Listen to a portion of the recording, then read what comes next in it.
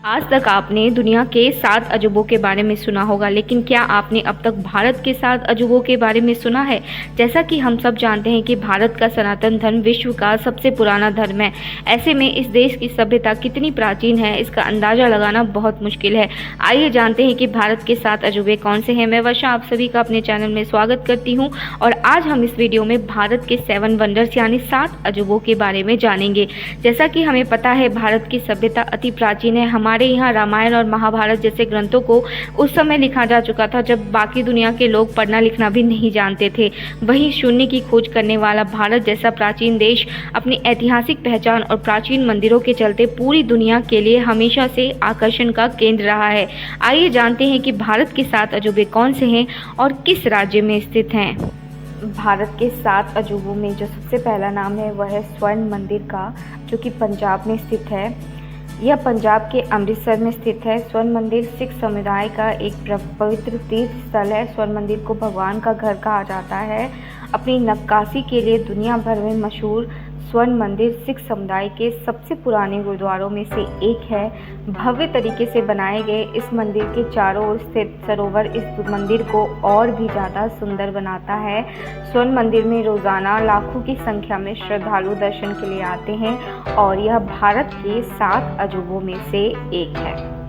उत्तर प्रदेश के आगरा में स्थित ताजमहल जो है भारत के 7 वंडर्स में शामिल है और इतना ही नहीं, यह दुनिया के 7 वंडर्स में भी शामिल है।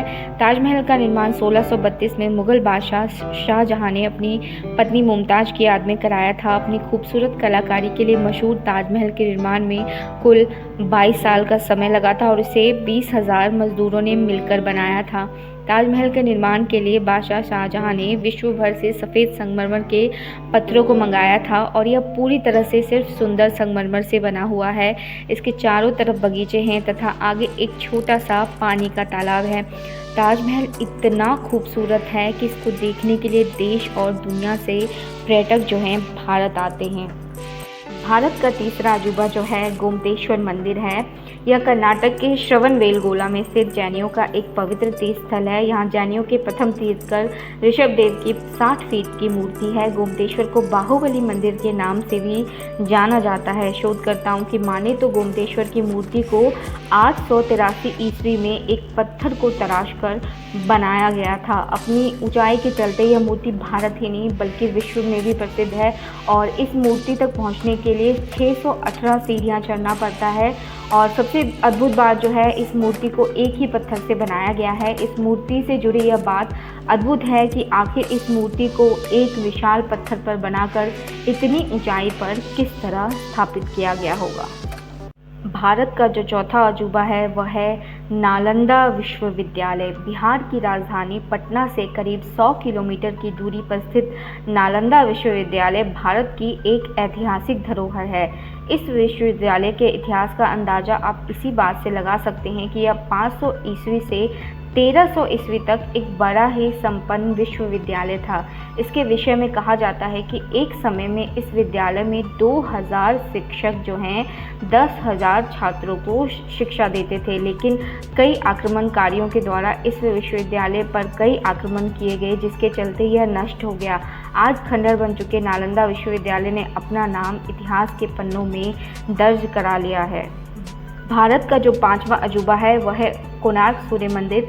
उड़ीसा में स्थित कोणार्क सूर्य मंदिर का निर्माण 13वीं शताब्दी में किया गया था। भारत के 7 अजूबों में से एक अपनी अद्भुत वास्तुकला का नमूना यह मंदिर पूरे विश्व में विख्यात है। भारत के सबसे बड़े मंदिरों में से एक कोणार्क सूर्य मंदिर ब्लैक पगोड़ा के नाम से भी जाना जाता है। इस मंदिर की संरचना काफ़ी खास है, जहाँ ये 7 खोरों द्वारा आकाश की तरफ जाता हुआ प्रतीत होता है। इस मंदिर में स्थित हाथियों और सिंह की प्रतिमा भी वास्तुकला का एक अद्भुत नमूना पेश करती है।